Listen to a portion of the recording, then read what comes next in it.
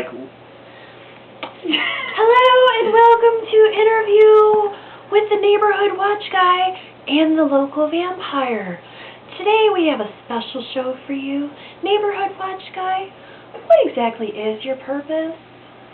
Movies make us feel so important, like we're going to be big stars when we grow up, and I feel like I am such an ego trip, big mind trip, and I'm going places. And your purpose? My purpose is to just be on the sign up front. We're not sure why we're reporting a Neighborhood Watch Guy, it's just that we're reporting a Neighborhood Watch Guy. And do you look out for vampires like this one over here? I really hope so. I mean, do you just lurk into people's bedrooms, or how does that work exactly? Do you go down the chimney like Santa, or how does it work exactly? How do you get into people's house? Do you have to be invited in, or do you just waltz on in?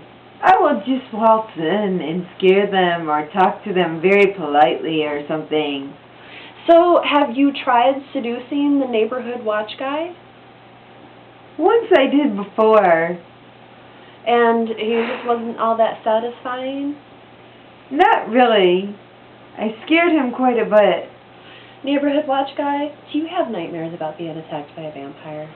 Yes, for all my thousands of orgasms, the vampire only seems to achieve 200 and some odd. This makes sense. And why do you think that is exactly? It's something to do with the stress of being on the sign up front of every neighborhood. So you just need the release, and you need it so fast that you turn into a two-pump chump. Yeah, mostly. You get stressed out, and you get stage fright. I mean, have you tried some of the supplements that they have? You know, you see that commercial with the guys all strumming their guitars, all happy to be guy on guy with each other. I mean, do you get like that sometimes with the Viagra?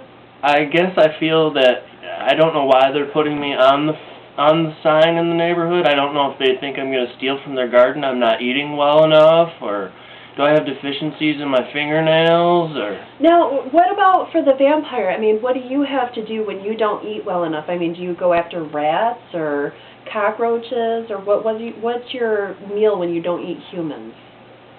I really wouldn't like that. I probably would just run down the road for anything. Even if it's a crackhead? Not really.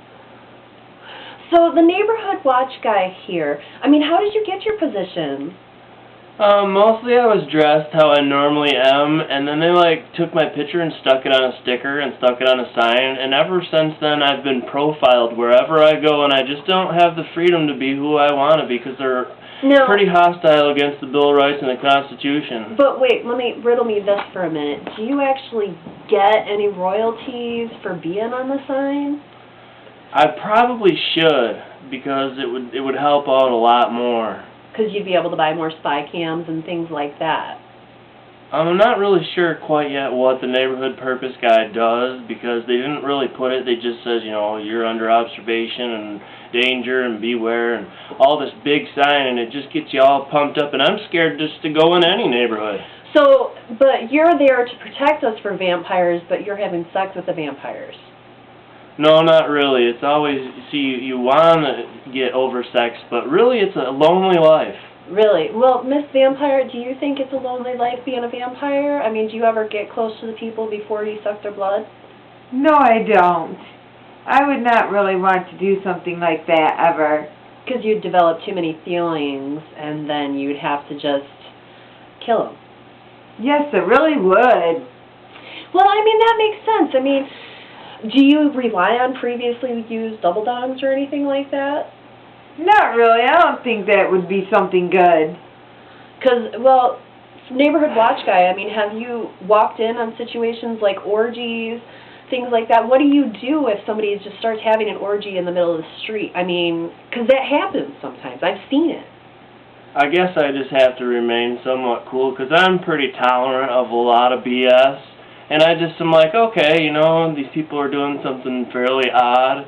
And this is supposed to be like my specialty, that I'm supposed to be reported for stuff. So you just kind of let it slide, and they just do their thing. And if that floats their boat, I'm all for it. So what I'm hearing is that both of you kind of lurk in the shadows. And is that pretty much it? Like, you guys just are, like, into voyeurism and things like that? No, you can see me pretty clearly. I'm under any street light. The sticker's right there, and I just stand right next to the sign. The second you see me, you should report me, so that way I can be rough-cuffed, stuffed, enforce the law with the nightstick, make me do the public's dirty work without the proper safety equipment. And, you know, as long as you're generally hostile towards the Bill of Rights, the Constitution, and you're into hostilities of human rights and, wait a minute. you know... Now, you touched on something interesting there. You said getting loved by the nightstick. I mean, have you actually had a nightstick in some private places, you know, like, say, the crack of your mouth? You know, not really, but I've heard if you get pretty wise, they usually help you gain knowledge with the nightstick, Now, because how you would tend this to know too much. How would this knowledge help the vampire? Well, I mean, what do you do when you see the vampire? How does she get helped by the nightstick? they pretty much kind of come out and say, you know, I'm a vampire, and you don't believe them. They show you their teeth, and you tell them, you know, you have a friend that might make dental stuff, and you can't really figure out, you know, are these real teeth, or are they just doing this? They need attention. And then I'm like, well, you know,